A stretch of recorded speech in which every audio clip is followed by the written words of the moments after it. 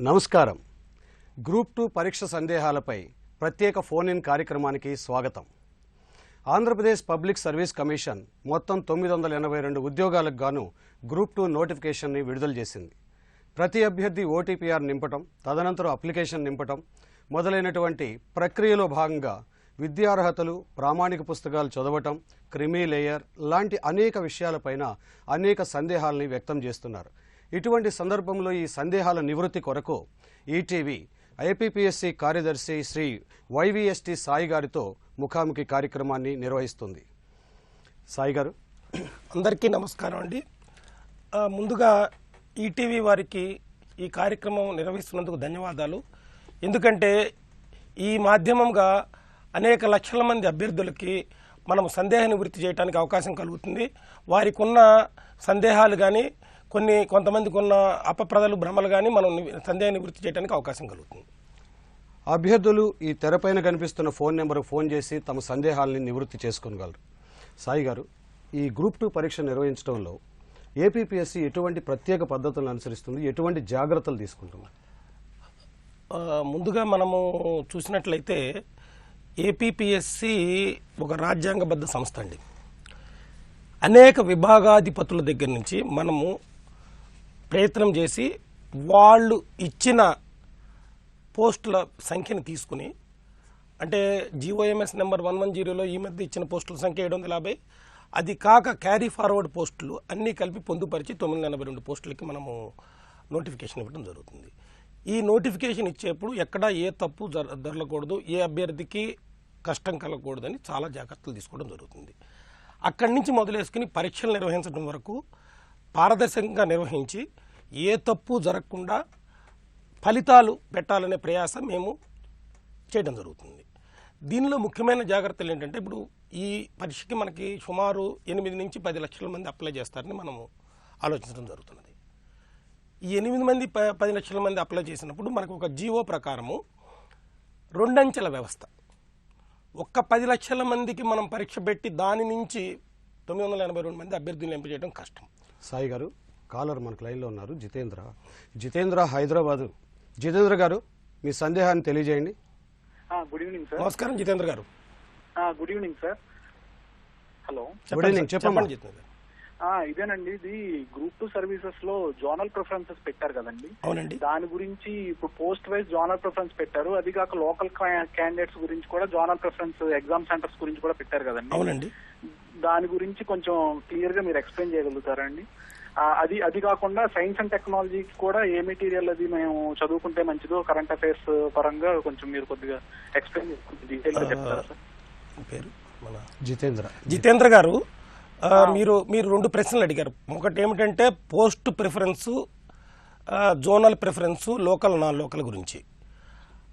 దానికి సంబంధించి మనము నోటిఫికేషన్లో స్పష్టంగా ఏదైతే జీఓఎంఎస్ నెంబర్ 674 ప్రెసిడెన్షియల్ ఆర్డర్ 1975 ప్రకారం మనం ఏదైతే చేయాలో అది పొందుపరచడం జరిగింది. అయితే ఇక్కడ మీకు ఒక ముఖ్యమైన విషయం నేను చెప్పదలుచుకున్నాను. ఈ పోస్టుల ప్రిఫరెన్సులు అవి ఇవ్వటంలో అభ్యర్థులు చాలా సమయం పడుతుందని మాకు రిప్రజెంటేషన్లు వచ్చినాయి. కాబట్టి ప్రిలిమినరీకి ముందు ఇవి తీసుకోకూడదని నేను నిర్ణయం తీసుకోవడం జరిగింది. ప్రిలిమినరీ నుంచి మెయిన్కి అభ్యర్థులకు వచ్చే వాళ్ళకి, ఎందుకంటే అప్లికేషన్ నింపడానికి బోల్డంత సమయం పడుతున్నా, ఈ నిర్ణయం తీసుకుందండి. రేపటి నుంచి ఇది అమల్లోకి తీసుకొచ్చి కేవలం ప్రిలిమినరీ నుంచి మెయిన్కి ఎవరైతే వస్తారో వాళ్ళకి మాత్రమే మనం ఈ యొక్క పోస్ట్ ప్రిఫరెన్స్ తీసుకుంటామండి. మొదటి ప్రశ్న. రెండవది అడిగిన మీరు ప్రశ్న రిఫరెన్స్ పుస్తకాల గురించి అండి. ఏపీపీఎస్సీ ఒక గవర్నమెంట్ ఆఫీసర్ని కానీ లేకపోతే ఉద్యోగిని కానీ సెలెక్ట్ చేస్తుందండి. ప్రతి ఉద్యోగికి కావాల్సింది అవగాహన తర్వాత విశ్లేషణ. అప్పుడే అతను సమర్థవంతంగా తన విధులు నిర్వహించగలుగుతాడు. కాబట్టి ఇచ్చిన సిలబస్కి ప్రత్యేకమైన రిఫరెన్స్ మెటీరియల్ అనేది ఏమి మనము సీమితం చేయలేము దాన్ని. అయితే నేను చెప్పదలుచుకున్నది ఏంటంటే, ప్రభుత్వ ప్రచురణలు, ప్రభుత్వ వెబ్సైట్లో సమాచారము, అదేవిధంగా ఎన్సీఆర్టీ పుస్తకాలు, తెలుగు అకాడమీ పుస్తకాలు, అదే రకంగా మనకి ఈ యొక్క government of India publications, India 2016 ఇటువంటి పబ్లికేషన్స్ ఏదైతే ఉంటో అవి, ఆ తర్వాత వార్తాపత్రికలు, సామాజిక అవగాహన, వీటన్నిటి మీద దృష్టి కేంద్రీకరించి అభ్యర్థి తనంతట తాను నోట్స్ ప్రిపేర్ చేసుకుంటే మంచిదని నా అభిప్రాయం. ఎందుకంటే నేను కూడా గ్రామీణ ప్రాంతం నుంచి వచ్చిన పంచాయతీ ఎలిమెంటరీ స్కూల్ నుంచి నేను ప్రస్థానం సాగించడం జరిగింది. విజయనగరం నుంచి చిన్నబాబు లైన్లో ఉన్నారు. చిన్నబాబు గారు మీ క్వశ్చన్ అడగండి. సార్ చెప్పండి. సార్ ఇప్పుడు గ్రూప్ 2 సంబంధించిన బుక్స్ ఎటువంటి మెటీరియల్స్ అయితే మనకి యూజ్ అవుతుంది, ప్రిపరేషన్ చేస్తే ఎలా ఉంటుంది సార్? ఇప్పుడే సాయి గారు అదే విషయం మీద వివరణ ఇచ్చారు. ప్రత్యేకంగా తెలుగు అకాడమీ, విశ్వవిద్యాలయాలు, ప్రభుత్వ ప్రచురణలు, ప్రభుత్వ వెబ్సైట్లు లాంటి వాటి మీద ఎక్కువ ఆధారపడటం ద్వారా మెరుగైన ఫలితాలు సాధించవచ్చని చెప్పారండి సాయి గారు. తరచూ ఈ ప్రైవేటు పుస్తకాలు, కోచింగ్ సెంటర్ల పుస్తకాలు చాలా మార్కెట్లో అవైలబుల్ అవుతుంది. దాంతో విద్యార్థి ఒక రకమైన కన్ఫ్యూజన్కి లోన్ అవుతున్నాడు, ఎన్ని కొనాలి, ఏం చదవాలని. దీని మీద మీ వివరణ ఏంటి? ఏపీపీఎస్సి ఒక రాజ్యాంగబద్ధ సంస్థ అండి. దీనికి ఏ కోచింగ్ సెంటర్తో కానీ, లేకపోతే కోచింగ్ సెంటర్ నిర్వాహకుడితో కానీ, లేకపోతే కోచింగ్ సెంటర్ ఫ్యాకల్టీతో కానీ ఏ సంబంధము లేదు. ఒకవేళ ఎవరన్నా ఉందని చెప్పినా కానీ అది పచ్చి అబద్ధము. అయితే కొంతమంది అభ్యర్థులు భావ వ్యక్తీకరణ కోసం కానీ, ఇతరులతో కలిసి చర్చించి విషయాలు తెలుసుకోవడం కోసం కానీ, లేకపోతే ఒక సరి అయిన మాస్టర్ దగ్గరికి వెళ్తే నాకు ఫలితం లభిస్తుంది అనుకుంటే ఆ వ్యక్తి ఏదైనా కోచింగ్ సెంటర్కి వెళ్తే అది అతని సొంత విషయం అవుతుంది. కానీ ఏపీపీఎస్సి తరపు నుంచి ఏ కోచింగ్ సెంటర్ కానీ, లేకపోతే నిర్వాహకుడు కానీ, లేకపోతే దానిలో ఉన్న ఫ్యాకల్టీ కానీ మేము రికమెండ్ చేయమండి. విద్యార్థి, నా సొంత అభిప్రాయం ఏంటంటే ప్రతి విద్యార్థి తన సొంతగా నోట్స్ తయారు చేసుకుంటే అతనికి అవగాహన విశ్లేషణ రెండు పెరుగుతాయండి. అదేవిధంగా మనం చెప్పినట్టుగా రిఫరెన్స్ పుస్తకాలు మినిమం ఖర్చుతో గవర్నమెంట్ పబ్లికేషన్లు, యూనివర్సిటీ పబ్లికేషన్లు, ఎన్సీఆర్టీ పబ్లికేషన్లు వీటిల్లో ఉన్నవే, ఇప్పుడు చరిత్ర కానీ లేకపోతే ఎకానమీ కానీ వాటిల్లో ఉన్నవే మనము దాని నుంచి ఒక విశ్లేషణ, ఒక అవగాహన ఉన్న ప్రశ్నలు అడగటానికి బట్టి పట్టకుండా కనీస గణాంకాలు తెలుసుకుంటే చాలు. అనంతపురం నుంచి కిరణ్ లైన్లో ఉన్నారు. కిరణ్, మీ సందేహం తెలియజేయండి. Hello sir. కిరణ్ గారు నమస్కారం అండి. సార్ నేను ఆల్రెడీ 11th అప్లై చేశాను సార్ గ్రూప్ 2కి. అవునండి సార్. ఇది ఫోటో అప్లోడ్ చేసేటప్పుడు కింద డేట్ నేమ్ మెన్షన్ చేయలేదు సార్. నేను చెప్పండి, అదేమైనా ప్రాబ్లం అవుతుందా? అలానే అప్లికేషన్ చాలా స్లోగా వెళ్తాను సార్, ప్రిఫరెన్సెస్ ఇవ్వడం వల్ల అదొక ప్రాబ్లమ్. అంటే మరి డేటా కరెక్షన్కి ఏమైనా టైం ఇస్తారా? అవునండి. ఇప్పుడు కిరణ్ గారు, రేపటి నుంచి ప్రతి అభ్యర్థి డిసెంబర్ 10వ తేదీ వరకు తను సొంతగా అప్లికేషన్లో కరెక్షన్ చేసుకునే అవకాశం ఇస్తామండి. కిరణ్ గారు, రేపటి నుంచి ప్రతి అభ్యర్థి లాస్ట్ డేట్ అయిన డిసెంబర్ 10 వరకు కూడా కరెక్షన్ చేసుకునే అవకాశం కల్పిస్తాము. అప్పుడు మీ ఫోటో కానీ, మీ సిగ్నేచర్ కానీ ఏదైనా మీరు ఒక ఫీజు తప్పితే అన్నీ కరెక్ట్ చేసుకోవచ్చండి. నెంబర్ 1, సర్వరు స్పీడ్ తక్కువగా ఉంది అనేది ప్రతి గంటకి గమనిస్తున్నామండి. 70% మెమరీ ఫిల్ అవ్వగానే మనం స్పీడ్ పెంచడం జరుగుతున్నది. అదేవిధంగా విద్యార్థుల కోసము ఒక లైట్ వెర్షన్ కూడా, అంటే గ్రామీణ ప్రాంతాల్లో ఉన్న వ్యక్తి కూడా అతి తక్కువ స్పీడ్ ఉన్న కనెక్షన్తో వచ్చిన అతను కూడా చేయాలంటే ఒక లైట్ వెర్షన్ తయారు చేయాలని నేను ఆలోచించడం జరిగింది. అది కూడా ఈ వారంలో ఇంప్లిమెంట్ చేస్తాను. గౌతమి గారు భీమవరం నుంచి. గౌతమి గారు, మీ సందేహం తెలియజేయండి. సార్ మేము నమస్కారం అమ్మా. కాల్ చేస్తున్నామండి. నమస్కారం అమ్మా. చెప్పమ్మా. హలో. నమస్కారం అమ్మా, చెప్పండి. అయితే మేము ఇక్కడ మాది ఎస్సీ అండి. అయితేనేమో మేము ఒరిస్సా నుంచి వచ్చాము. ఇక్కడ చిన్నప్పటి నుంచి ఇక్కడే చదువుకుంటున్నాం. మేము అప్లై చేసుకోవచ్చా గ్రూప్ 2కి? నిర్భయంతరంగా చేసుకోవచ్చమ్మా. అయితే మీరు ఇక్కడ చదువుకుంటూ ఇక్కడ లోకల్గా ఉంటే ఎవరు లోకల్ ఎవరు నాన్ లోకల్ అనేది కూడా విషయాలను మనం నోటిఫికేషన్లో పొందుపరచడం జరిగింది. మీరు ఒరిస్సాలో ఎప్పుడో ఉండొచ్చు కాక ఇప్పుడు ఇక్కడ ఆంధ్రప్రదేశ్ రాష్ట్రంలో 10వ తరగతి నుంచి ముందు 4 ఏళ్లు కంటిన్యూస్గా ఉన్నట్లయితే ఇతర కండిషన్స్ కూడా కొన్ని ఉన్నాయి వేరే అభ్యర్థులకి. మీరు నిర్భయంతరంగా అప్లై చేయొచ్చు. మీరు అది ఒకసారి నోటిఫికేషన్లో చూసుకుని అప్లై చేయండి.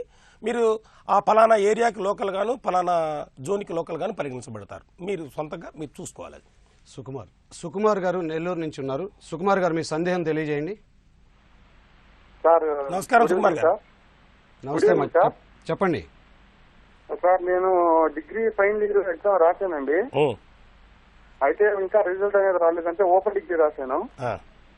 అయితే ఇంకా రిజల్ట్ రాలేదు. అయితే ఇప్పుడు నేను 1 టైం ప్రొఫైల్ రిజిస్ట్రేషన్ అప్లై చేసుకోవచ్చు? 1 టైం ప్రొఫైల్ రిజిస్ట్రేషన్ మీరు డిగ్రీతో సంబంధం లేండి, ఎప్పుడైనా చేసుకోవచ్చు అండి. కాకపోతే గ్రూప్ 2 కానీ అదేవిధంగా ఏ విధమైన పరీక్ష రాయాలన్నా కానీ నోటిఫికేషన్ ఇచ్చిన తేదీ నాటికి మీకు విద్యార్హత ఉండాలండి. ఉదాహరణకి గ్రూప్ 2కి రాయాలంటే 8/11/2016 మనము నోటిఫికేషన్ ఇవ్వడం జరిగింది. ఆ రోజుకి మీకు డిగ్రీ ఉండాలండి. ఉంటే మీరు అర్హులుగా పరిగణించబడతారండి. కానీ ఇక్కడ చాలా మందికి ఎలా జరుగుతుందంటే 3 సంవత్సరాలు పాస్ అవుతున్నారు, డిగ్రీ సర్టిఫికేట్ విశ్వవిద్యాలయం వల్ల కానీ ఇతరత్ర కారణాల వల్ల వాళ్ళు అందుకోలేకపోతున్నారు. దాంతో ఏమవుతుంది, వాళ్ళు పాస్ అవుతున్నారు కానీ సర్టిఫికేట్ ఉండట్లేదు. అది ఎక్కువ మంది సమస్య. అంటే సర్టిఫికెట్ మీరు తర్వాత అయినా తెచ్చుకోవచ్చండి. సర్టిఫికెట్లో రాసి ఉంటుంది. ఇప్పుడు ఉదాహరణకి మే 2016లో విద్యార్థి పాస్ కనుక అయినట్లయితే సర్టిఫికెట్ మే 2015లో అతని చేతికి వచ్చినా కానీ మే 2016లో పాస్ అయినట్టు రాసి ఉంటుందండి. అది మనకు లెక్కండి. తర్వాత కొంతమంది ఇదే విషయంలో నేను చెప్పదలుచు, కొంతమంది అభ్యర్థులు మేము డేటు, నెల, సంవత్సరం అడగటం జరిగింది. డేటు విషయంలో కొద్దిగా సమస్య ఉందని చెప్పారు. అది కూడా ఆ డేటు కూడా తీసేసి ఇప్పుడు ఓన్లీ నెల, సంవత్సరం తీసుకుంటున్నామండి. కానీ ఒక్క విషయం అభ్యర్థులందరూ గుర్తుపెట్టుకోవాల్సింది ఏమిటంటే 8/11/2016 నాటికి అతను పాస్ అయి ఉండాలి. సర్టిఫికెట్ ఎప్పుడైనా తెచ్చుకోవచ్చు. ఉదాహరణకి మనకి ప్రొవిజనల్ సర్టిఫికెట్ రావడానికి కూడా 4-5 నెలలు పడుతుంది. కానీ ఆ సర్టిఫికెట్లో రాసి ఉంటుంది మే 2016లో, ఉదాహరణ చెప్తాను, మే 2016లో పాస్ అయి ఉత్తీర్ణత చెంది ఉన్నాడు. 8/11/2016 వరకు ఎప్పుడు ఉత్తీర్ణ చెందినా మనకు సరిపోతుంది. ఓకే, మరో అభ్యర్థి లైన్లో ఉన్నారు. రాజేంద్ర గారు హైదరాబాద్ నుంచి. రాజేంద్ర గారు, తెలియజేయండి మీ సందేహాన్ని. సార్ నమస్కారం సార్. నమస్తే అండి. నమస్కారం అండి. సార్ ఈ నెల 13వ తారీఖుని గ్రూప్ 2 అప్లికేషన్ అప్లై చేశాను సార్ నేను. అవునండి. దాని తర్వాత 2 days తర్వాత ఏపీపీఎస్ వారు ప్రొవిజనల్ ఎక్సైజ్ డిపార్ట్మెంట్ సంబంధించి 2 years ఏజ్ రిలాక్సేషన్ ఇచ్చారండి. అవునండి. సో దానికి నేను ఎలిజిబుల్ అవుతున్నాను. మళ్ళీ నేను అప్డేట్ అప్లై చేసుకోవాలి. చేయొచ్చండి. ఇప్పుడు అది ఏమైందంటే ఆ ఒక్క జీవో మనకి మిస్ అవటం వలన దాన్ని మనం కారిజెండం ఇష్యూ చేయడం జరిగిందండి. ఇప్పుడు రేపటి నుంచి మీకు అప్లికేషన్ సవరణ ప్రక్రియ మీ సొంతగా చేసుకునే విధంగా డిసెంబర్ 10వ తారీఖు వరకు అలౌ చేస్తామండి. మీరు రేపటి నుంచి దాన్ని కరెక్షన్ చేయొచ్చండి. మరో అభ్యర్థి లైన్లో ఉన్నారు. భార్గవ్ గారు, అనంతపురం. భార్గవ్ గారు, మీ సందేహాన్ని తెలియజేయండి. హలో సార్, నమస్తే సార్. నమస్కారం భార్గవ్ గారు. హలో, చెప్పమ్మా. నమస్కారం అండి సార్. నమస్తే సార్, ధనుష్ భార్గవ్ సార్, అనంతపురం నుంచి. చెప్పండి సార్, నా సందేహం ఏమండి సార్, ఏపీపీఎస్సీ చైర్మన్ గారు గతంలో పలుసార్లు ఇంటర్వ్యూలో నెగిటివ్ మార్కింగ్ ఉంటుంది అని చెప్పారు కదా సార్. ఈసారి ఏమన్నా నెగిటివ్ మార్కింగ్ ఉంటుందా? తర్వాత ఏమన్నా మెయిన్స్ కి ఆన్లైన్ లో ఎగ్జామ్ అని చెప్పారు కదా. అవునండి. అది ఒక్కొక్కరికి ఒక క్వశ్చన్ పేపర్ అనే ప్రాసెస్ ఉంది. అది దాని గురించి అది క్లారిఫై ఇస్తారా సార్? చేస్తానండి, తప్పనిసరిగా. మీరు సరైన ప్రశ్న అడిగారు. గ్రూప్ 2కి సంబంధించినంత వరకు నోటిఫికేషన్లో ఇచ్చినదే లెక్కండి. నెగటివ్ మార్కింగ్ అనేది ఈ గ్రూప్ 2కి లేదు. ఇది మొదటి సమాధానం అండి. రెండవది, మీరు చెబుతున్నది కంప్యూటర్ బేస్డ్ పరీక్ష మెయిన్కి పెట్టినప్పుడు ప్రతి వ్యక్తికి వేరే పేపర్ వస్తుందా? ఈ గ్రూప్ 2కి సంబంధించినంత వరకు కూడా అట్లా రాదు, అందరికీ ఒకటే పేపర్ వస్తుంది. కానీ ఏబిసిడి అనే కేటగిరీలు కానీ ఏమీ అట్లాంటివి ఉండే అవకాశం లేదంటారా? ఏబిసిడి కేటగిరీ అంటే పేపర్ డిఫరెంట్ కదండి. ఏబిసిడి అంటే ఏంటంటే మనము ప్రశ్నలను జంబ్లింగ్ చేస్తామండి. ప్రశ్నలు జంబ్లింగ్ చేయడం వల్ల ఏం తేడా ఉండదండి. వారు అడిగిన ప్రశ్న ఏంటంటే, ఇప్పుడు చాలా చోట్ల జిఆర్ఈ కానీ పెట్టినప్పుడు మల్టీ సెషన్ అంటారు దాన్ని. మల్టీ సెషన్ అంటే నాకు వచ్చిన పేపర్ మీకు రాదు, మీకు వచ్చిన పేపర్ నాకు రాదు, ప్రశ్నలు మారతాయి. అట్లా జరగదు. బిట్సాట్ తరహాలో మారంటారు. ఓకే, కిషోర్ గారు అనంతపురం నుంచి లైన్లో ఉన్నారు. కిషోర్ గారు, మీ సందేహాన్ని తెలియజేయండి. కిషోర్ గారు, మీ సందేహాన్ని తెలియజేయండి. హలో, కిషోర్ గారు చెప్పండి. నమస్కారం కిషోర్ గారు. సార్ నమస్తే సార్. నమస్తే అండి, నా పేరు కిషోర్ సార్. చెప్పండి సార్. ఇది స్క్రీనింగ్ టెస్ట్ అని పెట్టారా? స్క్రీన్ టైంలో economics, polity and current affairs దాంట్లో చేర్చడం జరిగింది. సిలబస్ ఉందండి మీకు వెబ్సైట్ లో. సమస్య ఏంటి ఇందులో? ఏం లేదు సార్, స్క్రీన్ టెస్ట్ లో ఫస్ట్ తోటి కరెంట్ అఫైర్స్ అని ఉన్నారు. కరెంట్ అఫైర్స్ అది జనరల్ స్టడీస్ అది ఒకటి చాలు సార్. కరెంట్ అఫైర్సా లేకపోతే పూర్తి స్థాయిలో ఉండే జనరల్ స్టడీస్ అనేది మీ సందేహం? అంతే సార్. కరెంట్ అఫైర్స్ అంటే కరెంట్ అఫైర్స్ ఏనండి. కరెంట్ అఫైర్స్ అంటే నడుస్తున్న విషయాలు. నడుస్తున్న విషయాల్లో ప్రపంచం మొత్తం వస్తుందండి. నడుస్తున్న విషయాలంటే మనకి సమీప కాలంలో ఇంతకుముందు జరిగినవి. ఉదాహరణకి దాంట్లో ఒలింపిక్స్, లేకపోతే లిటరేచరు, లేకపోతే రాజకీయ సంబంధమైన విషయాలు, ఫర్ ఎగ్జాంపుల్ బ్రెగ్జిట్, అదేవిధంగా యుఎస్ ఎలక్షన్స్, సాంస్కృతిక విషయాలు, ఇటువంటివన్నీ వస్తాయండి. జనరల్ స్టడీస్ అంటే కరెంట్ అఫైర్స్ జనరల్ స్టడీస్లో ఒక భాగం అండి. మరొక అభ్యర్థి సంధ్య గారు లైన్లో ఉన్నారు. సంధ్య గారు మీ సందేహాన్ని తెలియజేయండి. నేను ఓసీ సార్. చెప్పమ్మా. నేను మ్యారేజ్ ఇంటర్ క్యాస్ట్ చేసుకున్నాను, బీసీ బిఎండి. ఏది పెట్టాలండి క్యాస్ట్? మీరు ఓసీఏ పెట్టాలమ్మా. ఓసీఏ పెట్టాలి. అవునమ్మా, అవునమ్మా. మ్యారేజ్కి సంబంధం లేదమ్మా. మీకు సంక్రమించిన ఏదైతే మీరు పుట్టుకతో ఏ కులానికి చెందిన వాళ్ళు అదే మీకు వస్తుందమ్మా. వివాహం చేసుకున్న తర్వాత కులం మారదమ్మా. రాజు రాజమండ్రి. రాజు గారు మీ సందేహాన్ని తెలియజేయండి. Sir good evening sir. Good evening అండి, చెప్పండి. నేను యాక్చువల్లీ ఈ రోజు మార్నింగ్ నేను ఓటీపీఆర్ చేశాను సార్. చెప్పండి. అయితే ఓటీపీఆర్ నేను సబ్మిట్ చేస్తుంటే యాక్చువల్గా అంటే అప్లికేషన్ సబ్మిట్ చేస్తుంటే ప్లీజ్ అప్లోడ్ యువర్ ఫోటో అంటుంది సార్. యాక్చువల్లీ నేను చేసిందే మళ్ళీ అట్లా వస్తుందండి. యాక్చువల్గా నాకు అప్లికేషన్ ఫామ్ వచ్చింది, నేను ప్రింట్అవుట్ కూడా తీసుకున్నానండి. కానీ మళ్ళీ అది ప్లీజ్ అప్లోడ్ ద ఫోటో అంటుంది సార్. అది దేని ప్రాబ్లం సార్ అది? యాక్చువల్లీ రాజు గారు, ఇది మీది ఒక ప్రత్యేకమైన సమస్య. నేను మీ ఓటీపీఆర్ నెంబరు అది నాకు మెయిల్ చేస్తే నేను ఒక రోజులో మీ యొక్క సమస్యని పరిష్కారం చేస్తామండి. ఎందుకంటే ఇది సాధారణంగా వచ్చే సమస్య కాదు, ఎందుకు వస్తుందో మనం చూడాలి. మీ మెయిల్ ఐడి కొంచెం. Mail ID seccy@ap.gov.in. Okay.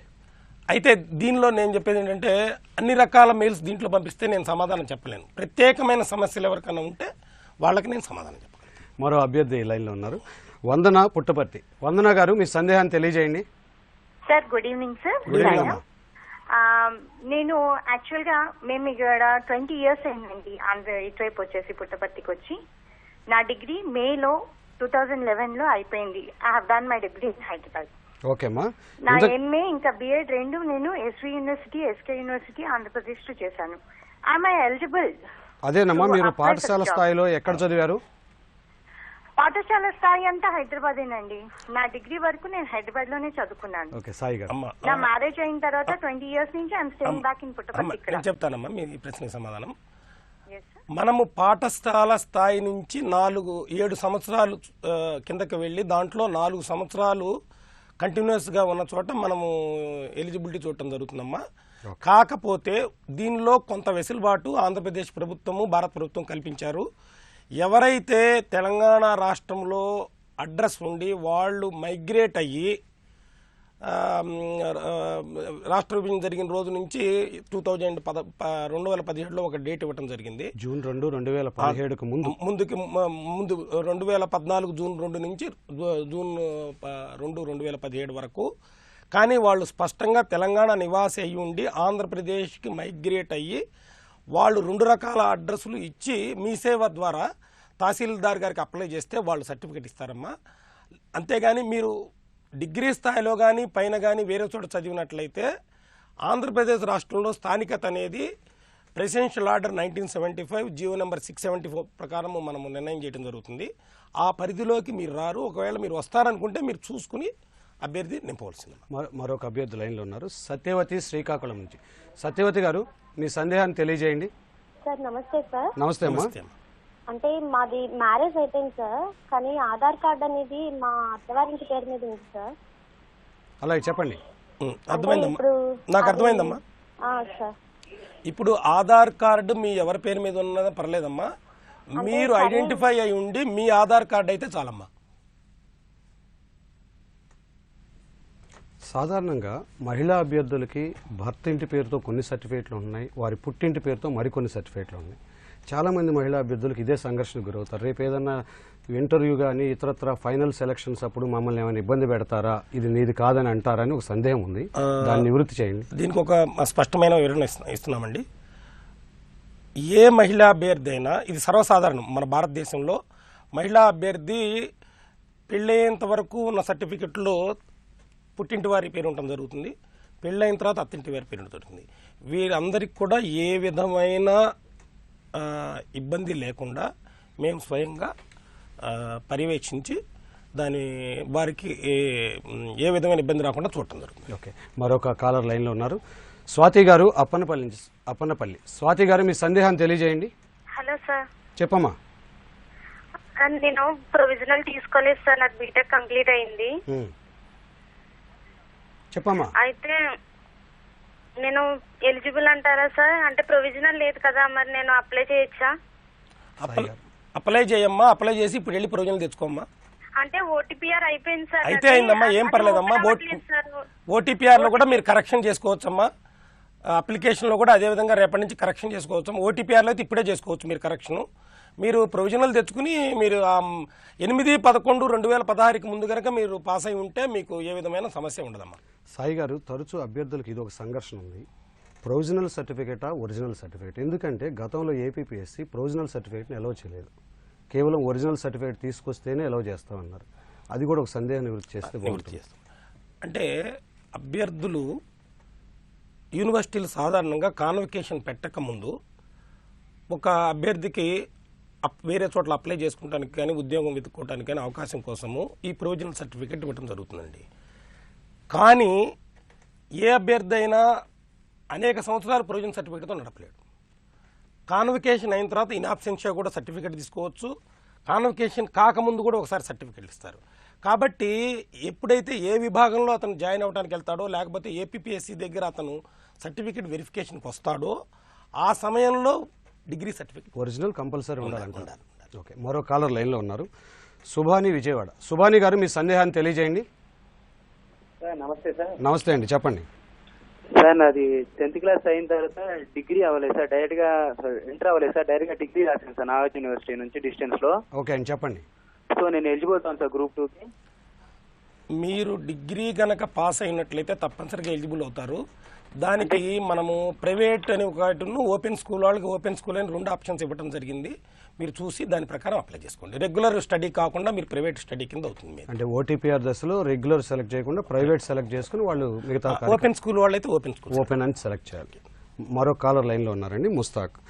Mushtaq గారు, మీ సందేహాన్ని తెలియజేయండి. నేను బీటెక్ చదువుతున్నాను సార్, అప్లై చేసుకోవచ్చు గ్రూప్ 2. ఇప్పుడు బీటెక్ లో ఏం చదువుతున్నారు? బీటెక్ కంప్లీట్ అవ్వలేదా? 4 సంవత్సరాల కోర్స్ కంప్లీట్ అవ్వాల, 4-1 జరుగుతుంది. ఓకే. ముస్తాక్ గారు, మీకు ఈ నోటిఫికేషన్ తేదీ నాటికి డిగ్రీ కంప్లీట్ కాలేదు కాబట్టి మీకు విద్యార్హత లేదు, కాబట్టి మీరు అప్లై చేయకూడదు. మరో అభ్యర్థి లైన్లో ఉన్నారు, సంతోష్ కుమార్, శ్రీకాకుళం. సంతోష్ కుమార్ గారు, మీ సందేహాన్ని తెలియజేయండి. సార్, ఆల్రెడీ నేను ఓటీపీఆర్ రిజిస్ట్రేషన్ అయ్యాను సార్, ఒక 2 months అయింది. చెప్పండి. అయితే ఇప్పుడు మళ్ళీ అప్లికేషన్ మేము గ్రూప్ అప్లికేషన్ లింక్ అనేది మాకు ఓటీపీఆర్ నుండి జనరేట్ అవుతుందా, లేకపోతే డైరెక్ట్ గా వేరే పోర్టల్ ఏమైనా ఉంటుంది? ఇప్పుడు మనం గనక PSC.AP.gov.in వెబ్సైట్ చూసినట్లయితే దానిలో కుడిపక్క కింద భాగంలో ఓటీపీఆర్ రిజిస్ట్రేషన్, అదేవిధంగా అప్లికేషన్ 2 మీకు లింకులు కనబడతాయండి. ఓటీపీఆర్ రిజిస్ట్రేషన్ అయితే మీరు ఓటీపీఆర్ నంబర్ మీ దగ్గర ఉంటుంది కాబట్టి డైరెక్ట్గా గ్రూప్ 2 అప్లికేషన్ రిజిస్ట్రేషన్ అక్కడే ఆ లింక్ను బట్టి వెళ్ళి అక్కడ ఓటీపీఆర్ నంబర్ ఇచ్చి మీరు ముందుకు వెళ్ళొచ్చండి నిరభ్యంతరంగా. కాబట్టి ఓటీపీఆర్ ఒకసారి మీరు ఓటీపీఆర్ నంబర్ చూసుకుని గ్రూప్ 2 అప్లికేషన్లోకి డైరెక్ట్గా వెళ్ళి ఓటీపీఆర్ నంబర్ ఇచ్చి ముందుకు వెళ్ళడానికి అవకాశం ఉంటుంది. అప్పుడు మీ బేసిక్ డేటా ఓటీపీఆర్ నుంచి గ్రూప్ 2 అప్లికేషన్లోకి వస్తుంది. సాయి గారు, చాలా మంది అభ్యర్థులు వ్యక్తం చేస్తున్న ఒక సందేహం ఏంటంటే ఓటీపీఆర్ నింపిన తర్వాత ఈమెయిల్ కోడ్, SMS కోడ్లో SMS కోడ్ తరచూ రావటం లేదని, తదనంతరం మేము ముందుకెళ్ళలేకపోతున్నా అని ఒక అభిప్రాయాన్ని వ్యక్తం చేస్తారు. అంటే దీనిలో ఈ సమస్యని మాకు కూడా మేము హెల్ప్ డెస్క్ 10 గంటల మా ఏపీపీఎస్సీలో ఈరోజు ఈ గ్రూప్ 2 అనేది చాలా ప్రతిష్టాత్మకమైన విషయం అండి. ఎందుకంటే రాష్ట్ర విభజన జరిగిన తర్వాత పెద్ద ఎగ్జామ్ మేము పెడుతున్నాము. 150-155 మంది ఎంప్లాయీస్, 50-56 మంది అవుట్ సోర్సింగ్ అందరూ కూడా ఏకదీక్షతో పనిచేస్తున్నారండి ఏపీపీఎస్సీలో. వాళ్ళు ఇప్పుడు హెల్ప్ డెస్క్ పొద్దున్న ఓపెన్ చేసిన దగ్గర నుంచి 10 గంటల నుంచి 5:30 గంటల వరకు, 5 గంటల వరకు, 10:30 నుంచి ఈ 10:30 నుంచి 5 గంటల వరకు కూడా వచ్చే దాంట్లో వీటిలో చాలా ఎక్కువ ఉన్నాయి. దీనిలో మనం చూసినట్లయితే వెబ్సైట్లో రీసెండ్ ఆప్షన్ ఒకటి ఉంది. అది కూడా రాకపోతే ఓటీపీఆర్ నెంబర్ మేము తీసుకుని వారికి ఈ SMS కోడ్ పంపడం జరుగుతుందండి. అదేవిధంగా SMS సర్వీస్ మనకి ఎవరైతే ప్రొవైడ్ చేస్తున్నారో వారికి కూడా ఈ విషయం మనం తెలియపరచడం జరిగింది, దాన్ని ఇంప్రూవ్ చేయడం జరుగుతుంది. అభ్యర్థులు కూడా తమ నెంబర్ని DNDలో ఉంచకూడదన్న ఒక ఆలోచన, అది మనము మీరు సరిగ్గా చెప్పారు. ఇప్పుడు అది మనం DND కానీ లేకపోతే తప్పుడు నెంబర్ కానీ లేకపోతే ఆఫ్ చేసి ఉన్నా కానీ లేకపోతే కవరేజ్ ఏరియాకి బయటకు వెళ్ళినా కానీ ఏ సమస్య వస్తుంది. ఆ SMS ఎక్స్పైర్ అయిపోతుంది. ఎక్స్పైర్ అయిపోతుంది. ఓకే, మళ్ళీ పంపిస్తాం మనం. ఓకే, మరొక అభ్యర్థి లైన్లో ఉన్నారు, వీరేష్ కర్నూలు. వీరేష్ గారు, మీ సందేహాన్ని తెలియజేయండి. నమస్తే సాయి గారు. నమస్కారం అండి సార్. ఈటీవీ ద్వారా మీరు మా సందేహాలను తీరుస్తున్నందుకు మీకు అభినందనలు సార్. చెప్పండి, మీ సందేహాన్ని తెలియజేయండి. సార్ 14, 15, 16 పోస్ట్ కోడ్ ఉంది కదా సార్, అది ఇప్పుడు అవునండి. సార్ దాంట్లో యాక్చువల్ గా బోర్డ్ ఆఫ్ టెక్నికల్ ఎడ్యుకేషన్ నుంచి ఆఫీస్ ఆటోమేషన్ సర్టిఫికేట్ అడుగుతున్నారు కదా సార్. అది అలా కాకుండా ప్రైవేట్ గా మేము MS ఆఫీస్ DCA చేసాం sir, diploma in computer application. దానికి మేము ఎలిజిబుల్ అయినా సార్, అంటే అనుమతిస్తారా? మీ సర్టిఫికేట్ ప్రైవేట్ సంస్థల నుంచి తీసుకుంటే అనుమతిస్తారా అన్నది మీ సందేహం కదండి? అవును సార్. అవును సార్. ఇప్పుడు ఒక విషయం అండి, ఇక్కడ ఏ పోస్ట్కైనా ఎలిజిబిలిటీ విభాగాధిపతి service rules, AP state subordinate service rules కానీ రిక్రూట్మెంట్ రూల్స్ కానీ దాన్ని బట్టి నిర్ణయిస్తారండి.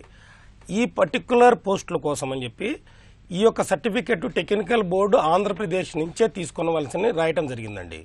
కాబట్టి ఏపీపీఎస్సీ ఒక నియామకాలు నిర్వహించే సంస్థ, ఎలిజిబిలిటీని నిర్ణయించే సంస్థ కాదు. కాబట్టి ప్రైవేటు వ్యక్తులు కానీ లేకపోతే ఇతర ప్రభుత్వాలది కానీ మనము దీనిలో యాక్సెప్ట్ చేయలేమండి. ఒకవేళ ఇటువంటి విషయం మీద ఏదైనా రిప్రజెంటేషన్ కనుక మనకు వస్తే మనం ప్రభుత్వానికి పంపిస్తాం. సాయి గారు, నేను ఒక విషయాన్ని అబ్జర్వ్ చేశాను. సమైక్య ఆంధ్రప్రదేశ్ ఉన్నప్పుడు, అంటే మనం ఇంతకుముందు ఆంధ్రప్రదేశ్ ఉన్నప్పుడు చాలామంది సర్టిఫికేట్లు అప్పటి గవర్నమెంట్ నుంచి తీసుకున్నారు. అయితే వాళ్ళు కొంతమంది తెలంగాణలో కూడా ఉన్నారు. అలాగే తెలంగాణ గవర్నమెంట్ నుంచి కూడా ఈ సర్టిఫికేషన్ వచ్చింది. ఇప్పుడు తెలంగాణ కింద మనం 371D కింద ఆంధ్రప్రదేశ్ పరీక్షలో అప్లై చేసే అవకాశం ఉంది. అటువంటి అభ్యర్థులకు మీరు అర్హత ఇస్తారా ఎవరా? ఇప్పుడు ఈ విషయం ఈ రోజే మా దృష్టికి మీరు తీసుకొచ్చారు కాబట్టి ప్రభుత్వానికి మనం రిఫర్ చేస్తామండి.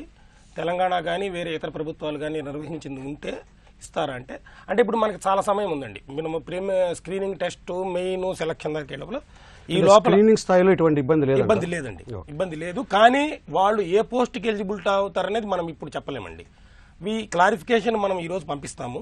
మనం దాన్ని పర్సూ కూడా చేసి క్లారిఫికేషన్ తీసుకుని మెయిన్ జరిగే లోపల ఏది నిర్ణయం తెలియజేస్తాం. మరో కాలర్ లైన్లో ఉన్నారు, రవి చోడవరం. రవి గారు, మీ సందేహాన్ని తెలియజేయండి.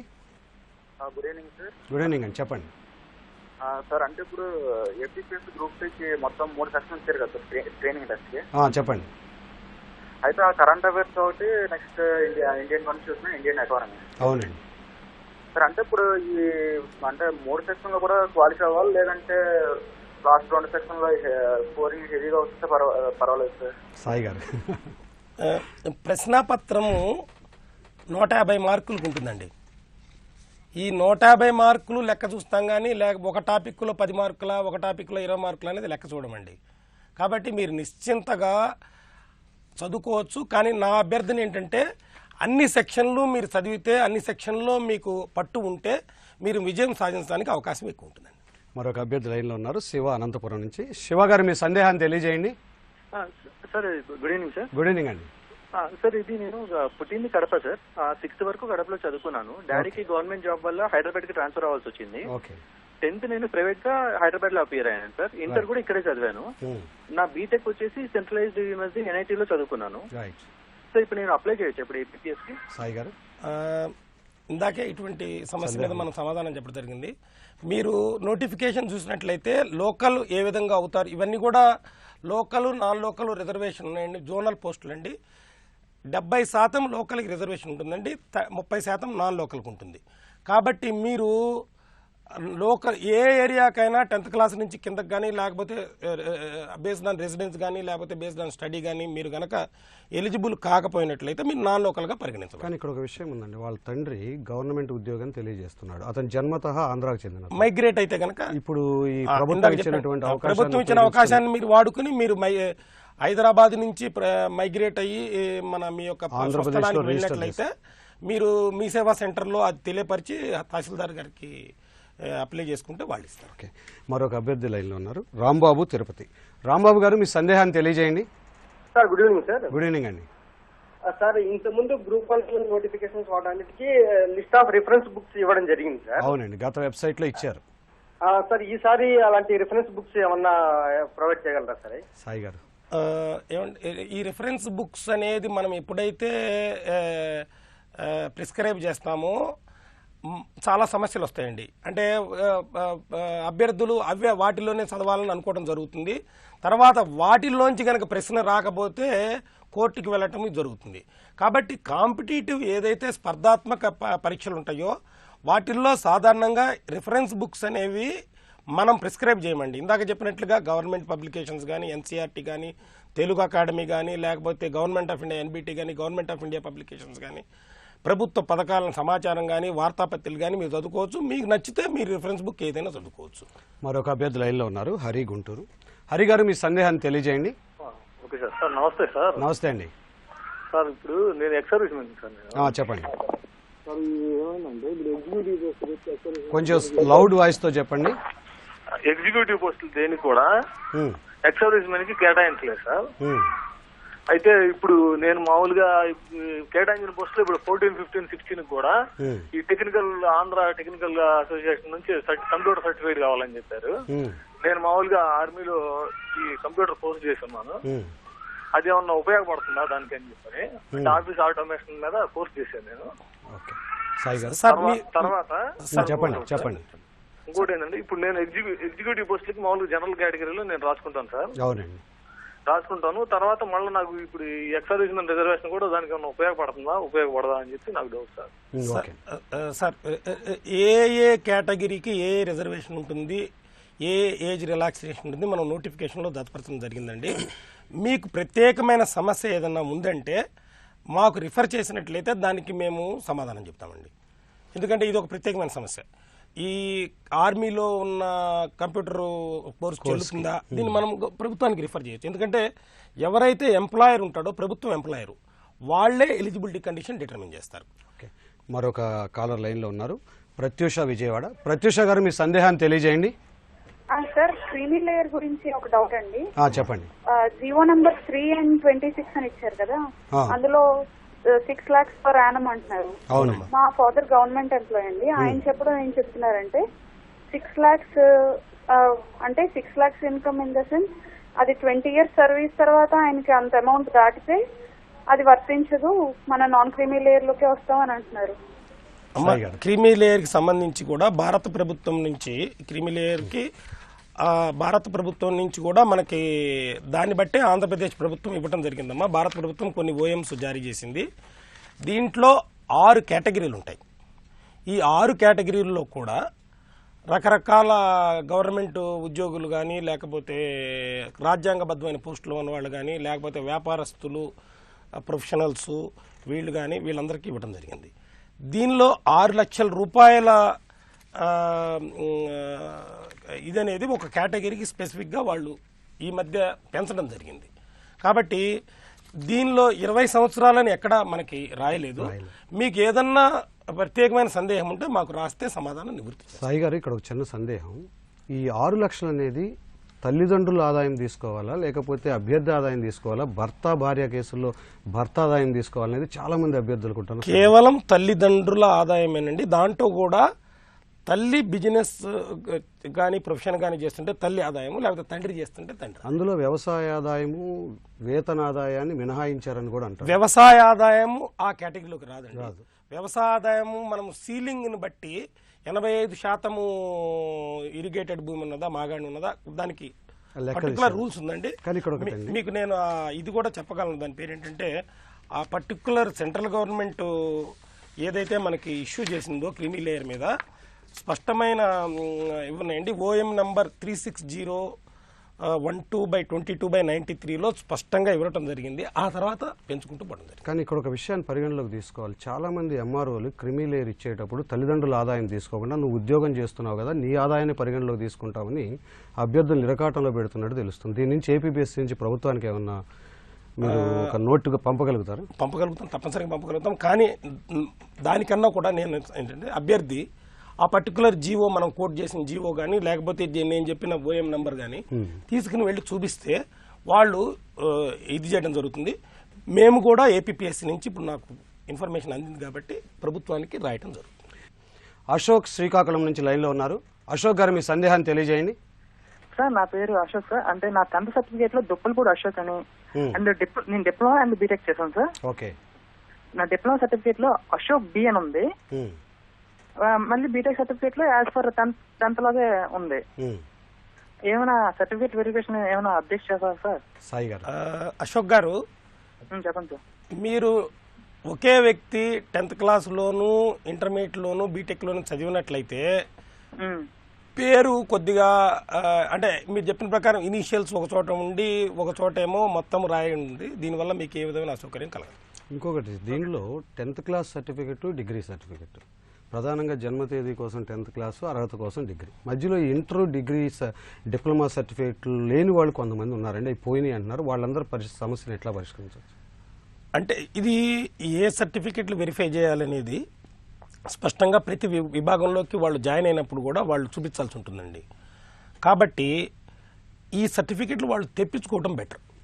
ఎందుకంటే పెద్ద కష్టమేం కాదు. డూప్లికేట్ తెచ్చుకుంటే వాళ్ళు యూనివర్సిటీకి కానీ ఇంటర్మీడియట్ బోర్డు కానీ అప్లై చేస్తే వాళ్ళకి ఎప్పటికైనా ఉపయోగపడతాయి. మరో కాలం అంటే విద్యార్హత లేదని కాదు, కానీ మనం అడిగినప్పుడు ప్రభుత్వం వారు అడిగినప్పుడు ఏపీపీఎస్సీ వెరిఫై చేసి సరిగ్గా వెరిఫై చేయకుండా పంపిస్తే ప్రభుత్వం వాళ్ళు అడుగుతారు మీరేం వెరిఫై చేస్తున్నారు, వాళ్ళు చూడాల్సి ఉంటుంది. మరో కాలం లైన్లో ఉన్నారు వాణి తణుకు నుంచి. వాణి గారు మీ సందేహాన్ని తెలియజేయండి. సార్ మేము ఒక సార్తో మాట్లాడాలండి. మాట్లాడండి sir. Good evening sir. Good evening అమ్మా. Good evening sir. Good evening అమ్మా. అది నాన్ ఎగ్జిక్యూటివ్ పోస్టులకి ఆటోమేషన్ టెస్ట్ కండక్ట్ చేస్తాము అని జీవో ఇచ్చారు, అది ఏంటో ఒకసారి కొంచెం మాకు తెలియజేస్తారని. జీవో కాదమ్మా, అది మన నోటిఫికేషన్ లోనే ఉన్నది. కొన్ని పోస్టులకి మనము ఈ కంప్యూటర్ ప్రాసెసింగ్ టెస్ట్ అది కండక్ట్ చేయడం జరుగుతుందమ్మా, ఆటోమేషన్ టెస్ట్. ఆ తేదీ కూడా అంటే మేము ముందెందుకు చెప్పలేదంటే ప్రిలిమినరీ నుంచి మెయిన్కి వచ్చిన వాళ్ళకే చెప్తే పోతుంది అని చెప్పి దానికి కూడా సరైన సమయం ఇస్తాం. ఆ టెస్ట్కు ఉన్న సబ్జెక్టులు కూడా నోటిఫికేషన్లో ఉన్నాయమ్మా. మీరు చూస్తే యూజింగ్ వర్డ్ ఫైల్ అని అట్లా రకరకాల దాంట్లో ఉన్నాయి. మీరు చూసి మీరు దాన్ని రెడీగా ఉంటే మనము త్వరలోనే దాని తేదీ కూడా మనము ఇస్తామమ్మా. నంద్యాల నుంచి నరసింహ లైన్లో ఉన్నారు. నరసింహ గారు మీ సందేహాన్ని తెలియజేయండి. సార్ మేము గ్రూప్ 1 మెయిన్స్ రాశాం సార్. చెప్పండి. ప్రీ ఎగ్జామ్ అది ఏదో మళ్ళీ 5th పేపర్ మళ్ళీ ఎగ్జామ్ దొరుకుతాయంటాం, అది ఎంతవరకు? అంటే ఇది గ్రూప్ 2కి సంబంధించింది కాదు, కానీ నేను సమాధానం చెప్తాను మీకు. గ్రూప్ 1లో పేపర్ 5కి సంబంధించి మనం ఒక నిర్ణయము వెబ్సైట్లో పెట్టడం జరిగిందండి కమిషన్ ఎక్స్పర్ట్ కమిటీకి. దాని మీద రకరకాల అభ్యంతరాలు వచ్చినాయి. దాన్ని మనం మళ్ళీ తిరిగి ఎక్స్పర్ట్ కమిటీకి ఇచ్చాము. త్వరలోనే వారి నిర్ణయం ఇస్తే దాన్ని బట్టి కమిషన్ ముందు పెడతామండి, కమిషన్ నిర్ణయం తీసుకుంటుంది. అంతవరకు మీరు కొద్ది సమయం మీకు అసౌకర్యం కలుగుతుంది, మా చెంతవీలము వెయిట్ చేస్తే మీకు నిర్ణయం త్వరలోనే మేము ప్రకటిస్తాం. బయటనే మేము నిర్ణయం తెలియకుండా వేరే పేపర్ల వాళ్ళు ఏది రాసినా కానీ అది మాకు సంబంధం లేదండి. కాకపోతే అభ్యంతరాలు వచ్చిన మాట వాస్తవము, వాటిని మేము పరిశీలించాల్సిన మాట వాస్తవం. సాయి గారు, కొంతమంది డిఈడి ద్వారా టీటీసీ ద్వారా ఉద్యోగాల్లో చేరారు, తదనంతరం వారు డిగ్రీని కంప్లీట్ చేశారు. ఇప్పుడు వాళ్ళ ఉద్యోగ సర్వీస్ చూస్తే ఒక 5-6 సంవత్సరాల ముందు ఉంది. ఇప్పుడు డిగ్రీ పాస్ అయిన తదనంతరం పాస్ అయ్యారు. ఇటువంటప్పుడు వాళ్ళు అప్లై చేస్తుంటే ఉద్యోగ సర్వీస్ అనే ఎగ్జామ్షన్ కింద ఎంత కాలాన్ని పరిగణలోకి తీసుకుంటారు, ఎప్పటి నుంచి తీసుకుంటారు? ఇటువంటి కేటగిరీకి మనము 5 సంవత్సరాలు మ్యాక్సిమం ఎగ్జామ్షన్ ఇవ్వడం జరుగుతుంది. అది ఆయన ఉద్యోగంలో చేరిన తేదీ నుంచి నోటిఫికేషన్ తేదీ వరకు ఉన్న వాటికి మనం ఎగ్జామ్షన్ జరుగుతుంది.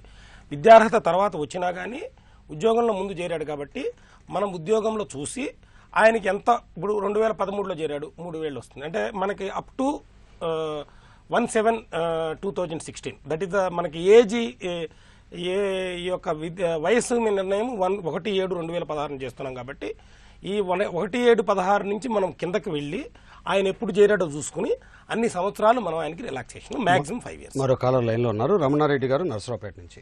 రమణారెడ్డి గారు మీ సందేహాన్ని తెలియజేయండి. Sir good evening sir. Good evening అండి. సార్ నా పేరు రమణారెడ్డి, నేను ఎక్స్ ఆర్మీ మొన్న సెప్టెంబర్ రిటైర్ అయ్యాను సార్.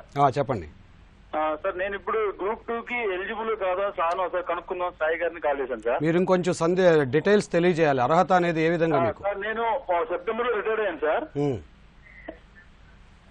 చెప్పండి. మాకు ఆర్మీ తరఫు నుంచి గ్రాడ్యుయేషన్ సర్టిఫికేట్ ఇచ్చారు సార్, అది ఎలిజిబుల్ కాదా ఒకసారి సార్ అడుగుదామని కాల్ చేశాను సార్. సాయి మీకు రమణారెడ్డి గారు, యూజీసీ రికగ్నైజ్ చేసిన ఏ డిగ్రీనైనా మేము యాక్సెప్ట్ చేస్తామండి. అదేవిధంగా ఇప్పుడు ఇక్కడ ఒక విషయం కూడా నేను చెప్పదలుచుకున్నాను. కొంతమంది మొన్న మేము ఎంసీఏ చేశామండి, బీసీఏకి ఉంది, ఎంసీఏ వాళ్ళకి ఉందా లేదా అంటే మనం ప్రభుత్వానికి ఎంప్లాయర్ కాబట్టి ప్రభుత్వానికి రిఫర్ చేయడం జరిగిందండి. అదేవిధంగా మీకు ఈక్వలెంట్ డిగ్రీ ఏదన్నా ఉందని మీకు అనుమానం ఉంటే దాన్ని మనం యూజీసీకి కానీ లేకపోతే ప్రభుత్వానికి కానీ దానికి మనం రిఫరెన్స్ చేసి ఈక్వలెన్స్ ఉందా లేదా మనము వారి నుంచి తెలుసుకుని ఆ విద్యార్హతని మనం తీసుకోవడం జరిగింది. ఇప్పుడు మీకు గ్రాడ్యుయేషన్ ఇచ్చారంటున్నారు కాబట్టి ఏదో ఒక యూనివర్సిటీ నుంచి, సాధారణంగా ఎన్డీఏ అయితే ఒక జవహర్లాల్ నెహ్రూ యూనివర్సిటీ నుంచి ఇస్తారండి, అట్లా వాళ్ళకి డిగ్రీ ఉంటే ఏ సమస్య లేదండి. సాయి గారు, ఇప్పుడు ఈ అర్హతకు సంబంధించి మీరు పేర్కొన్నవి కాకుండా ఇంకా ఏమైనా మిగిలి ఉంటే ఈ ఓటీపీఆర్ కానీ స్క్రీనింగ్ రాయటానికి కానీ ఎలాంటి అభ్యంతరం లేదు కదా, ఉంది కదా? సమంజసమైన అభ్యర్థి ఒకవేళ ఏదన్నా మా దగ్గరికి దృష్టిలోకి రాని విషయం ఉండి మేము పెట్టకపోయినా కానీ సమంజసమైన అభ్యర్థి మా దృష్టికి తీసుకొస్తే 2 చర్యలు తీసుకుంటామండి. ఒకటి, ఈ సాఫ్ట్వేర్లో వెంబడే మనము సవరణ చేయడం జరుగుతుంది. అందుకనే మీ అప్లికేషన్ మీరే సవరించుకోవచ్చని డిసెంబర్ 10 వరకు మనం సమయం ఇస్తున్నాం. రెండవది, ఏదన్నా జటిలమైన సమస్య మనము పరిష్కరించలేదు ఉంటే దాన్ని ఇటు ప్రభుత్వానికి కానీ అటు యూజీసీకి కానీ లేకపోతే వేరే ఏదైనా దానిలో, ఎందుకంటే మనం డిగ్రీ రికగ్నైజ్డ్ బై యూజీసీ అని రాశాం కాబట్టి యూజీసీ అండి, కాబట్టి మనం వారికి నివేదించి సమాధానం తీసుకోవడం జరుగుతుంది. ఎవరికి ఏ విధమైన సమంజసమైన అభ్యర్థికి ఏ విధమైన అన్యాయం జరుగుతుంది. మరో కాలర్ లైన్లో ఉన్నారు, నాగరాజు గారు తాడిపత్రి నుంచి. నాగరాజు గారు, మీ సందేహాన్ని తెలియజేయండి. Sir good evening sir. Good evening sir. Group 2కు ఎగ్జామ్ కట్ అయినప్పుడు ఆధార్ బేస్డ్ బయోమెట్రిక్ అటెండెన్స్ తీసుకుంటాం అంటున్నారు. నాకు వచ్చేసి బయోమెట్రిక్ పడవలేదు సార్, కొంచెం ఫింగర్స్ ప్రాబ్లం వల్ల వేడి ఎక్కువ వల్ల చిమ్మ ఊడిపోయి ఫింగర్స్ పడలేదు. దీనికి ఏమన్నా సజెషన్ ఏమన్నా ఎట్లా సార్? ఈ విషయాన్ని కూడా మనం ఇప్పుడు అంటే ఇది గ్రూప్ 2కి తీసుకోవాలని మనం ప్రయత్నం చేయడం జరుగుతుందండి. దాన్ని మేము ఆధారు అధికారులతో కూడా మాట్లాడటం జరుగుతున్నది. ఎట్లా చేయాలి, అభ్యర్థికి అసౌకర్యం కాకుండా ఎట్లా చేయాలి. ఇప్పుడు ఆధార్కి 10 ఫింగర్లు తీసుకుంటారండి. ఒక ఫింగర్ రాకపోయినా కానీ 2 ఫింగర్లు కలిపి తీసుకుంటే దాన్ని రావడానికి అవకాశం ఉంటుందండి. ఒకవేళ ఇదంతా ఫెయిల్ అయినా కానీ మీరు గనక జెన్యూన్ అభ్యర్థి అయితే మిమ్మల్ని వెనక్కి తిప్పి పంపడం జరగదండి. మేము సరైన అభ్యర్థి ఎవరు వచ్చినా కానీ అతన్ని మనము అలౌ చేయడం జరుగుతుందండి. కానీ పరీక్ష హాల్ దగ్గర ఉండే ఆ ఎగ్జామినేషన్ అధికారులు ఎవరైతే ఉన్నారో ఇంత విషయాల దృక్పథాన్ని పరిశీలన లేదండి. మేము ఇదే విషయం మీద ఆలోచించడం జరుగుతున్నది. వారికి కూడా అవగాహన సదస్సులు కల్పిస్తాము. అదేవిధంగా ఆధార్ బేస్డ్ బయోమెట్రిక్ కనుక మనం ఇంప్లిమెంట్ చేస్తున్నట్లయితే ఒక ట్రయల్ రన్ కింద క్యాండిడేట్లు ఒక చోటకి వెళ్ళి ఎప్పుడో వాళ్ళకి వీలున్నప్పుడు ఒక ఫింగర్ వేసి మన యొక్క చూసుకునే అవకాశం కల్పిస్తాము. రెండవది, ఒక ఇన్స్ట్రక్షన్ ఇస్తామండి. జెన్యూన్ అభ్యర్థి ఎవరైనా సరైన అభ్యర్థి వచ్చినప్పుడు అతనికి టెక్నికల్ కారణాల వల్ల అతన్ని అనుమతించకపోవడం అనేది జరగదండి. కాకపోతే అదే సమయంలో రెగ్యులేషన్ పిఎంఈ అని ఉందండి. మాకు మాల్ ప్రాక్టీస్ అరికట్టవలసిన బాధ్యత మా మీద ఉన్నది. అందుకని ఏం చేస్తామంటే ఎవరైతే సరైన అభ్యర్థి కాకుండా ఇంపర్సేషన్ చేయడానికి వస్తాడో అతనికి కూడా మేమేం ప్రయత్నం చేస్తుంటే అక్కడే ఒక ఫోటో తీయించి లాటిట్యూడ్ లాంగిట్యూడ్ జీపీఎస్ సిస్టమ్ మీద అతన్ని మనం గుర్తించడం జరుగుతుందండి. కానీ సరైన అభ్యర్థి ఎవరు వచ్చినా కానీ ఆ రోజున మేము కమాండ్ సెంటర్ కూడా పెడతామండి. ఆ నెంబర్లు కూడా మేము చెబుతాము. ఆ నెంబర్లకు కూడా డైరెక్ట్గా వాళ్ళు కాంటాక్ట్ చేసే అవకాశం కల్పిస్తాము. నా నెంబర్ కూడా ఇస్తానండి. నా నెంబర్ కూడా ఇచ్చి నా నెంబర్ కూడా, ఎందుకంటే న్యాయమైన అభ్యర్థి ఎవరు కూడా వెనక్కి తిరిగి వెళ్ళకూడదండి పరీక్షా కేంద్రం నుంచి. ఇది మా యొక్క. మరో కాలర్ లైన్లో ఉన్నారు, సత్యనారాయణ అనపర్తి. సత్యనారాయణ గారు, మీ సందేహాన్ని తెలియజేయండి. Hello sir, good evening sir. Good evening అండి. సార్, నేను 7th వరకు రెగ్యులర్ గా చదివాను సార్. 10th వస్తలో ప్రైవేట్ కట్టి అక్కడ నుంచి మళ్ళీ ఇంటర్ అంతా కూడా రెగ్యులర్ స్టడీ చేశాను సార్ కాలేజ్. సార్, ఇప్పుడు అక్కడ రెగ్యులర్ స్టడీ అని పెట్టాలి సార్, ప్రైవేట్ స్టడీ అని పెట్టాలి సార్? సాయి గారు, మీరు ప్రైవేట్ స్టడీ అని పెట్టి రెసిడెన్స్ సర్టిఫికేట్ చూపించాలండి. మొత్తం నోటిఫికేషన్లో ఉంది. మీకు ఏ విధమైన అసౌకర్యం కలగదు. మీరు ప్రైవేట్ అభ్యర్థి కింద అప్లై చేయండి. Okay sir. అంటే 3 years ఉంది కదా సార్? పర్లేదు, 3 years ప్రైవేట్ రాసుకోండి, 1 year స్కూల్ రాసుకోండి. మీకు ఏ విధమైన సమస్య వచ్చినా కానీ మాకు రిఫర్ చేయండి. మరొక అభ్యర్థి లైన్లో ఉన్నారు, కేఎస్ఎన్ రెడ్డి గారు అనపర్తి. కేఎస్ఎన్ రెడ్డి గారు, మీ సందేహాన్ని తెలియజేయండి. నమస్తే సార్. నమస్తే అండి. మేము ఆల్రెడీ గ్రూప్ 2 అప్లై చేసాం ఆన్లైన్ లో 2 days బ్యాక్. కానీ దాంట్లో ఒక చిన్న మిస్టేక్ వచ్చింది సార్. మళ్ళీ మేము దాన్ని రెక్టిఫై చేసుకోవచ్చా సార్? మీరు రేపటి నుంచి ఎనేబుల్ చేస్తామండి. రేపటి నుంచి అందరికి అవకాశం కల్పిస్తాము. రేపటి నుంచి డిసెంబర్ 10 వరకు కూడా మీరు నిరభ్యంతరంగా ఫీజు తప్పితే అన్ని ఫోటో, సిగ్నేచరు, పేరు, తండ్రి పేరు, డేట్ ఆఫ్ బర్త్, విద్యార్హతలు అన్నీ మీరు చేసుకోవచ్చండి. తిరుపతి నుంచి శ్రీలత గారు లైన్లో ఉన్నారు. శ్రీలత గారు, మీ సందేహాన్ని తెలియజేయండి. శ్రీలత గారు. హలో, చెప్పండి. చెప్పమ్మా, మీ సందేహం తెలియజేయండి. సార్, 10th లో నేమ్ శ్రీలత అని డబుల్ ఉందండి. చెప్పమ్మా. బీటెక్ లో నేను చేంజ్ అయిందండి. ఒక ఈయనే సర్టిఫికెట్ లో వచ్చిందండి. ఏమైనా ప్రాబ్లం అవుతుందా? సాయి గారు అంటే అమ్మా ఇప్పుడు మీ పేరు మీరే నిర్ణయం చేసుకోవాలమ్మా. ఇప్పుడు మీరు SRE అని రాసుకుంటారా, SRI అని రాసుకుంటారా, లేకపోతే వేరే విధంగా రాసుకుంటారా మీరు నిర్ణయం చేసుకుని, మీకు మా తరపు నుంచి అయితే మేము ఇబ్బంది పెట్టాం, కానీ మీకు సమస్యలు తర్వాత కూడా ఎదురవ్వచ్చు. కాబట్టి మీరు ఏదో ఒక దానిలో బీటెక్లో కానీ ఒక యూనిఫామ్ చేసుకుంటే మంచిదమ్మా మీ యొక్క దీనికోసము. ఇప్పుడు మీరు అదే అభ్యర్థి అయితే కనుక మేము తప్పనిసరిగా ఈ విషయాన్ని మీరు వచ్చినప్పుడు ఇండివిజువల్ కేసు కాబట్టి మేము పరిగణలోకి తీసుకుంటాము. కానీ చాలా తర్వాత కూడా చాలా ఇబ్బందులు రావచ్చు, ఎందుకంటే వేరే చోట్ల వెళ్ళినప్పుడు కూడా ఈ పేరు ఇదేనా అని చెప్పి. కాబట్టి మీరు సరి చేసుకుంటే మంచిది. సాయి గారు, మన వైదిక కర్మల దృష్ట్యా కానీ లేదా వ్రతాల దృష్ట్యా కానీ కొంతమంది అభ్యర్థులు గుండులు చేయించుకున్నారు. తాజా ఫోటో అప్లోడ్ చేయాలని మీరు కండిషన్ పెట్టారు. ఇటువంటి పరిస్థితుల్లో 4 నెలల తర్వాత అభ్యర్థి ఫోటో లేదా రూపం వేరుగా ఉండొచ్చు. ఇటువంటి పరిస్థితుల్లో ఏం చేయాలనుకుంటున్నారు? అంటే వ్యక్తిగత కారణాల వల్ల ఆయన గుండు చేయించుకున్నా విగ్గు పెట్టుకున్నా మాకేం అభ్యంతరం లేదండి. ఫోటో స్పష్టంగా ఉండి మనిషిని గుర్తుపట్టగలిగితే, అదేవిధంగా అతను పరీక్షహాలకు వచ్చినప్పుడు ఒక స్పష్టమైన photo identity card, verifiable card కనుక తీసుకొచ్చినట్లయితే కరెక్ట్ అయిన అభ్యర్థి అయితే తప్పనిసరిగా అతన్ని మనము పరీక్షల్లోకి అనుమతించడం జరుగుతుంది. అతనికి ఏ విధమైన సమస్య వచ్చినా ఆ పీరియడ్లో నేను చెప్పినట్టుగా ఒక కమాండ్ సెంటర్ మనం హైదరాబాద్లో కానీ లేకపోతే ఎక్కడైతే మా హెడ్ క్వార్టర్స్ ఆ టైంలో ఉంటుందో అక్కడ పెట్టి మా నెంబర్లను ఇవ్వటం జరుగుతుంది. అక్కడికక్కడే తత్కాలం సమస్య పరిష్కారం చేయడం. కోరుకొండ నుంచి సురేంద్ర కుమార్ గారు లైన్లో ఉన్నారు. సురేంద్ర కుమార్ గారు మీ సందేహాన్ని తెలియజేయండి. సార్ నమస్తే సార్. నమస్తే అండి. సార్ సాయి గారు. సాయి గారు మాట్లాడుతున్నారు, చెప్పండి. సార్ ఇక్కడ రెసిడెన్స్ అని ఇచ్చారు సార్, అదే మనం అదే మామూలుగా లొకాలిటీ రెసిడెన్స్ స్కూలింగ్ అని అందుగారండి. అంటే మీ సమస్య కొద్దిగా నాకు అర్థం కావట్లేదు, కానీ మీరు కనుక ప్రైవేట్ అభ్యర్థి అయితే రెసిడెన్స్ తీసుకోవాలండి, రెగ్యులర్ అభ్యర్థి అయితే స్కూలింగ్ తీసుకోవాలండి. సాయి గారు, 4 నుంచి 10 తరగతుల మధ్య 4 నుంచి 4 సంవత్సరాలు చదివారు, కానీ మధ్యలో 1-2 సంవత్సరాలు చదవలేని పరిస్థితి వల్ల వాళ్ళు ఏదో ఉన్నారు. మళ్ళీ 10వ తరగతి అదే లొకాలిటీని చదివారు. ఇప్పుడు వాళ్ళకు వస్తున్న సమస్య ఏంటంటే, వాళ్ళు స్టడీ సర్టిఫికేట్లు ఎంటర్ చేసేటప్పుడు ఈ 7వ తరగతో 8వ తరగతో ఏదైతే చదవలేదో అది ఎంటర్ చేయకపోతే తదనంతరం తరగతులు ఎంటర్ చేయలేని పరిస్థితిలో మన వెబ్సైట్ ఉందని వాళ్ళ యొక్క అభిప్రాయము. దాన్ని ఎలా పరిష్కరిస్తారు? ఈ సమస్య ఇప్పుడు మా దృష్టికి వచ్చింది కాబట్టి వారు యాక్చువల్లీ జియో నెంబర్ 674 ఏది ప్రెసిడెన్షియల్ ఆర్డర్ ఉన్నదో సెక్షన్ 7(2) కింద పాయింట్ 7(2) కింద కవర్ అవుతారు వీళ్ళు ప్రైవేట్ అభ్యర్థుల కింద. ఇది నేను మాట్లాడి ఒక రోజులో మనం సవరించి వాళ్ళకి అవకాశం కల్పిస్తామండి. చిత్తూరు నుంచి సురేంద్ర గారు లైన్లో ఉన్నారు. సురేంద్ర గారు, మీ సందేహాన్ని తెలియజేయండి. Sir good evening sir. నమస్కారం, చెప్పండి. సార్ ఇప్పుడు మేము ఓటీపీకి అప్లై చేసాం సార్, ఇది ఆల్రెడీ అప్లై చేసాం గ్రూప్ 2కి వారం క్రితం. ఇప్పుడు ఏదో కొత్తగా రూల్స్ ఏదో పెట్టినారన్నారు. ఏంటి చెప్పండి, మీ సందేహం ఏంటి? అదే మేము అప్లై చేసినాం సార్ ఒక వారం ముందుగా.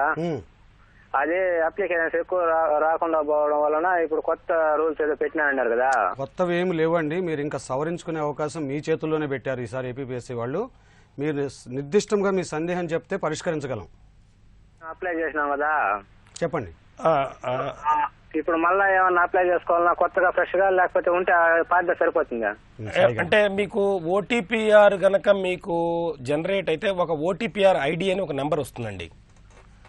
ఆ ఓటీపీఆర్ ఐడి నెంబర్ కనుక మీరు మర్చిపోయినట్లయితే 2 రోజుల కిందే రికవర్ ఓటీపీఆర్ అని ఒక బటన్ మనం పెట్టడం జరిగిందండి మెయిన్ పేజ్ మీదే. అక్కడికి వెళ్ళి మొబైల్ నెంబరు, బేసిక్ డేటా అండి, అంటే వేరే ఒక అభ్యర్థి రెండో అభ్యర్థి తీసుకోకుండా పుట్టిన తేదీ, పుట్టిన జిల్లా, ఇట్లాంటివి 2 మనము ఫీల్డ్స్ పెట్టి రికవర్ చేస్తున్నామండి.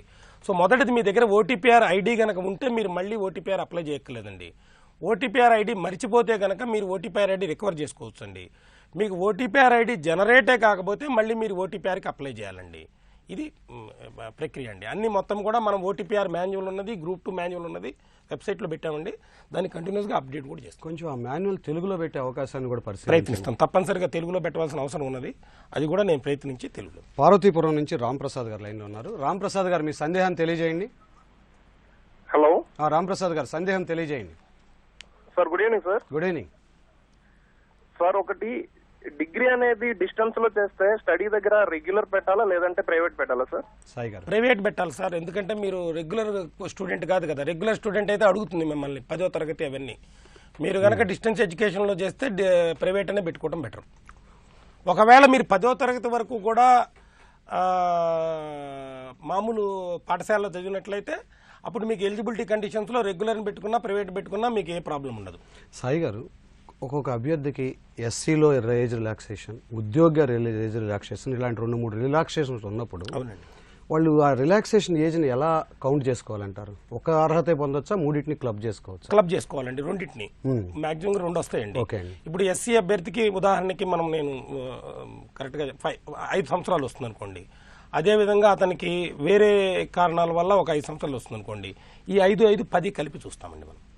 స్థూలంగా మీరు అభ్యర్థులకు ఇచ్చే సూచన ఏంటి? అభ్యర్థులకు ఇచ్చే సూచన అంటే అభ్యర్థులు ముఖ్యంగా తమ యొక్క చదువు మీద పాఠ్యాంశాన్ని తీసుకుని కేంద్రీకరించడం మంచిదండి. ఏ విధమైన అపోహలకి గురి కావద్దండి. రకరకాల పుకార్లు వస్తుంటాయి. ఎందుకంటే వెస్టెడ్ ఇంట్రెస్ట్ ఉన్నప్పుడు, వాళ్ళకి స్వార్థపరమైన ఉన్నప్పుడు ఏపీపీఎస్సీలో జరుగుతుందా లేదా అనేది వస్తుంది. ముఖ్యంగా ఈ అవుట్ సైడర్స్ ఇంటర్ఫరెన్స్ అనేది ఏముందండి, ఈవెన్ మూల్యాంకనం కూడా ఒక స్థాయి అధికారులు చేయించి మనం చేయడం జరుగుతుంది. కాబట్టి మీరు చదువుకుని చక్కగా పరీక్ష నోటిఫికేషన్ చూసుకుని పరీక్ష హాల్లో కూడా ప్రశాంతంగా మీరు చేసి ఓఎంఆర్ బబ్లింగ్ అవి కరెక్ట్గా చేసుకుని చక్కగా రాయాలి. అందరికీ నా శుభాకాంక్షలు. అందరు అభ్యర్థులకు కూడా విజయం చేకూరాలని నేను ప్రార్థిస్తున్నాను. ఈ ప్రత్యక్ష ప్రసార కార్యక్రమం ద్వారా గ్రూప్ 2 అభ్యర్థులకు సందేహాలు నివృత్తి చేసినందుకు గాను వైవీఎస్టీ సాయి గారు, ఏపీపీఎస్సీ కార్యదర్శి గారికి ప్రత్యేక ధన్యవాదములు. మీకు కూడా మా ధన్యవాదాలండి. ఈటీవీ ద్వారా మమ్మల్ని ఆహ్వానించి అందరు అభ్యర్థులకి మీరు చక్కగా సమాధానాలు చెప్పేటట్లు చేశారు, సందేహ నివృత్తి చేయడం జరిగింది. ధన్యవాదాలు.